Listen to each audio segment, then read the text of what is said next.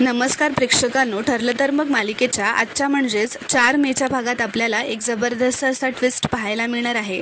पण त्याआधी जर तुम्ही माझ्या चॅनलवर नवीन असाल तर चॅनलला प्लीज सबस्क्राईब करा. तर प्रेक्षकांनो, आता आपण पाहतो की सायली, अर्जुन व चैतन्य ऑफिसमध्ये असतात. इन्स्पेक्टरसुद्धा तिथे आलेले असतात. इकडे दुसरीकडे दामिनी प्रियाला असं विचारते, साक्षीची झटापट झाली, मग पुढे काय झालं? तर प्रिया असं म्हणते, आता मग काय झालं हे साक्षीने सांगितलंय ना तुम्हाला, आता मी काय वेगळं सांगणार आहे. एकतर ना त्या दिवसाची आठवण निघाली की टेन्शन येतं मला. तर आता दामिनी प्रियाला म्हणते, अरेस्ट करायची भीती दाखवते. त्यानंतर प्रिया सगळं खरं सांगायला तयार होते व म्हणते, त्या तिघांची झटापट सुरू झाली आणि अचानक विलास माझ्या डोळ्यासमोर कोसळला. तेव्हा मला समजलं की विलासचा तर खून झालाय. आता इथे दुसरीकडे अर्जुन त्या इन्स्पेक्टरला विचारतो की विलासचा खून झालाय हे तुमच्या लक्षात कधी आलं? तर ते इन्स्पेक्टर म्हणतात, मला पण ते आश्रमात गेल्यानंतरच कळलं. त्याआधी विलासचा मेसेज आला होता की मधुभाऊंनी त्यांचे पैसे घेतलेत, त्यामुळे त्यांच्या जीवाला मधुभाऊंपासून धोका आहे, असा काही तो मेसेज होता. तो मेसेज वाचला आणि आम्ही तडक निघालो. तर अर्जुन विचारतो, पण तो मेसेज तुम्हाला किती वाजता आला होता? तर इन्स्पेक्टर म्हणतात, एक्झॅक्ट वेळ तर माझ्याही लक्षात नाही आहे. तर अर्जुन म्हणतो, पण तुमच्या रेकॉर्ड्समध्ये असेल ना? मला विलासच्या मेसेजची वेळ आणि त्याच्या मृत्यूची वेळ टॅली करून बघायची आहे.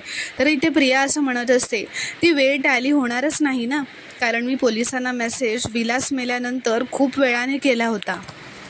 तर आता हे ऐकून दामिनी खूपच शॉक होते व वॉट असं म्हणते व उभी राहते. तर प्रिया म्हणते, हो, साक्षी निघाल्यावर मला बऱ्याच गोष्टी मॅनेज करायच्या होत्या. ती म्हणते, मी खूप पॅनिक झाले होते, पण मी डोकं शांत ठेवलं आणि कामाला लागले. मग मला कळलं की मधुभाऊंना जर यात अडकवायचं असेल तर आपल्याला काय काय करायला हवं. मग मी ती बंदूक हळूच नेऊन मधुभाऊंच्या हातात ठेवली. मग विलासचा हळूच फोन काढला आणि त्याच्यावरूनच पोलिसांना मेसेज केला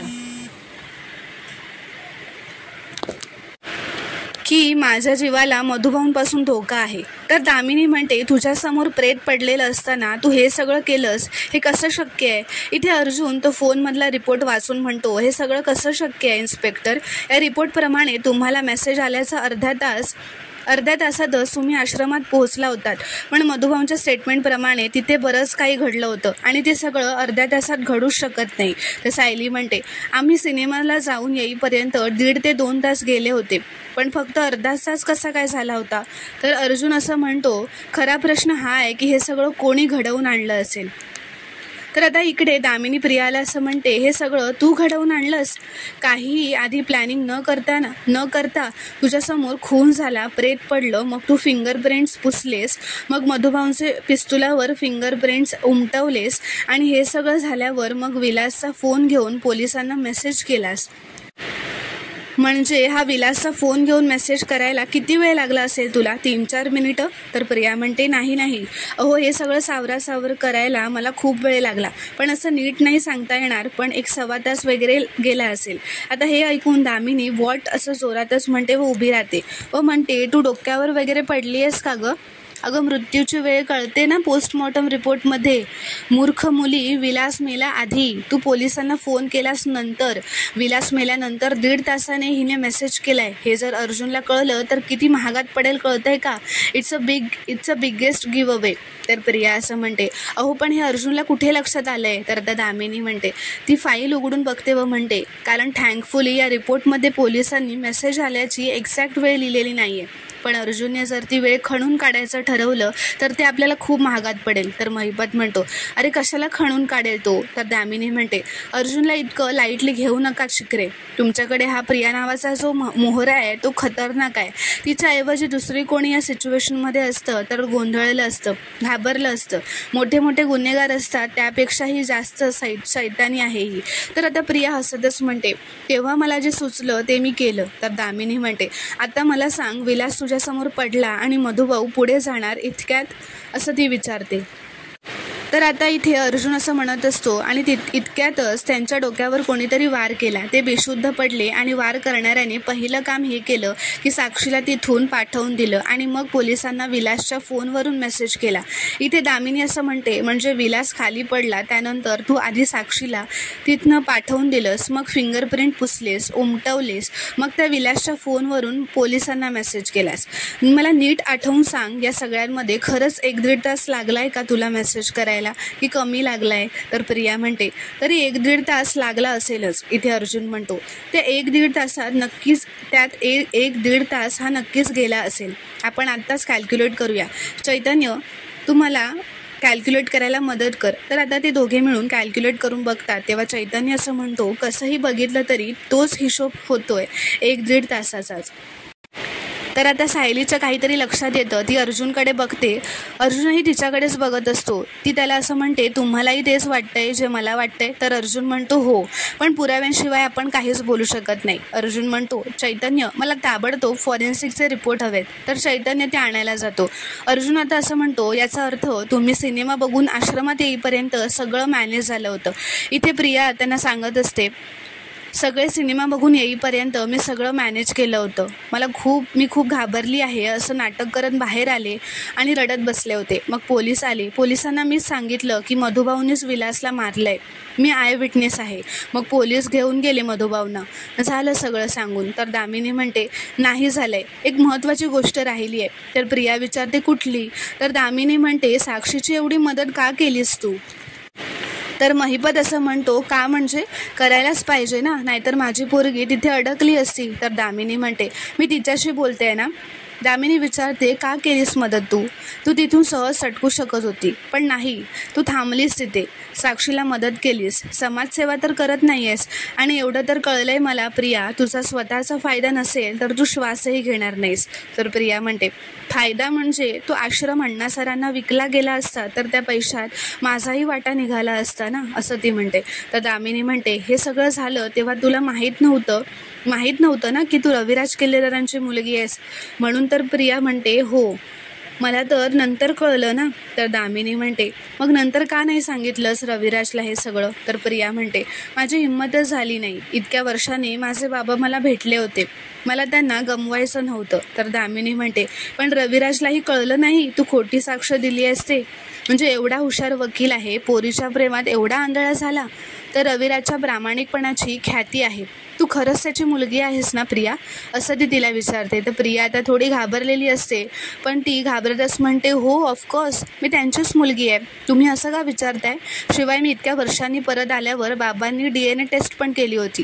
तर दामिनी म्हणते, रविराज पुराव्यांशिवाय कोणावर विश्वास ठेवणार नाही हे तर नक्की आहे. तर आता प्रिया म्हणते, मी निघू का आता? तर दामिनी म्हणते, हो, आणि एक लक्षात ठेवायचं, मी बोलवल्यावर यायचं, कारणं द्यायची नाही. तर प्रिया हो असं म्हणून निघून जाते. आता महिपत सुद्धा तिथून निघून जातो. तर आता इथे अश्विन घरी आलेला असतो व तन्वीला हाका मारत असतो. कल्पना तिथे बसलेली असते सोफ्यावर. ती म्हणते, काय रे अश्विन, आज लवकर आलास? तर अश्विन म्हणतो, हो, एक मेडिकल सेमिनार होतं, मग तन्वीला घ्यायला घरी गेलो होतो. तिथे कळलं की तन्वी आपल्या घरीच आली आहे. तर हे ऐकून आता कल्पना विचारातच पडते. ती म्हणते, तन्वी घरी आली? मी वर माझ्या खोलीत होते ना, म्हणून मला कळलं नसेल बहुतेक. तर विमल म्हणते, पण मी इथेच होते ताई, तन्वी ताई अजून घरी आलेल्या नाही आहेत. तर अश्विन हे ऐकून म्हणतो, अजून घरी आली नाही असं कसं होईल? रविराज काका तर मला म्हणाले ती केव्हाची घरी यायला निघाली आहे म्हणून. तर कल्पना म्हणते, ती मध्येच तिच्या मैत्रिणीच्या घरी गेली असेल, पण तरी तिने फोन करून तर सांगायलाच हवं होतं ना. इथे दुसरीकडे सायली अर्जुनला म्हणते, आपल्याला जे वाटतंय ते खरं निघालं तर हा खूप मोठा पुरावा निघेल ना. तर अर्जुन म्हणतो, हो, ही खूप मोठी कॉन्स्पिरसी होती. त्याचा पुरावा आत्तापर्यंत आपल्याकडे फक्त मेसेजच्या कॉन्टेस्टमधूनच होता, पण ती वेळ नव्हती आपल्याकडे, आणि I am very sure forensic रिपोर्टमध्ये ती वेळ असायलाच हवी. तर आता पोलीस म्हणतात, आमच्याकडे काही रेकॉर्ड्स आहेत का ते मी बघतो आणि तुम्हाला पाठवतो. आता मी निघतो, माझी काही मदत लागली तर मला नक्की कळवा. तर आता पोलीस तिथून निघून गेल्यावर अर्जुन फॉरेन्सिक रिपोर्टची वाट बघत असतो. आता चैतन्य ते रिपोर्ट्स घेऊन येतो. अर्जुन ते रिपोर्ट्स उघडून बघतो, वाचतो व ते वाचूनच असं तो म्हणतो की येस, आपला संशय खरा ठरला आहे मिसेस सायली. तो सायलीला असं म्हणतो, हा रिपोर्ट वाचा. या फॉरेन्सिक रिपोर्टप्रमाणे विलासच्या मृत्यूची वेळ आहे 8:30 तर सायली म्हणते, पण मधुभाऊंच्या जीवाला धोका आहे. हा विलासचा मेसेज रात्री 9:39 पोलिसांना आलाय. याचा अर्थ? तर अर्जुन म्हणतो, याचा अर्थ विलास मेला आणि त्याच्या 1 तासानंतर कोणीतरी विलासच्या फोनवरून पोलिसांना मेसेज पाठवला. आता ही मेसेज पाठवणारी व्यक्ती एकदा की सापडली की मधुभाऊ सुटणार आणि आपण जिंकणार. तर आता अर्जुन म्हणतो, आता बघाच मिसेस सायली, मी कोर्टात काय करतो ते. तर प्रेक्षकांनो, पुढील भागात आपण पाहणार आहोत की प्रिया आता उशिरा घरी आल्याने सगळे खाली जमलेले असतात. प्रताप प्रियाला विचारतो, अगं किती वेळ झाला तन्वी, तुला यायला एवढा उशीर का झाला? तर आता प्रिया म्हणते, हो बाबा, मी मैत्रिणीला भेटायला गेले होते. तर अश्विन म्हणतो, तू ती मैत्रीण का, निशा, ती तुझी बेस्ट फ्रेंड आहे तिला भेटायला गेली होतीस का? तर प्रिया हो असं म्हणते. तर अश्विन म्हणतो, पण निशाला मी फोन केला, ती म्हणाली गेल्या काही दिवसांपासून तुमचं बोलणं झालेलं नाही आहे. तर आता हे ऐकून प्रियाला सुद्धा धक्का बसतो, कारण तिचं खोटं पकडलेलं गेलं असतं. तर अर्जुन सायली घरी आलेले असतात. अर्जुनने प्रिया व महिपतचा एकत्र असतानाचा फोटो काढलेला असतो. आता तो समोर येऊन म्हणतो की मला माहिती आहे ही तन्वी कुठे गेली होती, तिच्या बेस्ट फ्रेंडला भेटायला, म्हणजेच महिपत शिखरेला भेटायला गेली होती असं म्हणतो व तो फोटो पूर्ण सुभेदार कुटुंबाला दाखवतो. आता हे बघून प्रिया खूपच शॉक झालेली असते, तिला खूपच धक्का बसलेला असतो, कारण आता ती घरच्यांसमोर एक्सपोज झालेली असते. तर प्रेक्षकांनो, पुढच्या भागात काय घडणार हे पाहणं खूपच रोमांचक ठरणार आहे. व्हिडिओ पूर्ण बघितल्याबद्दल धन्यवाद.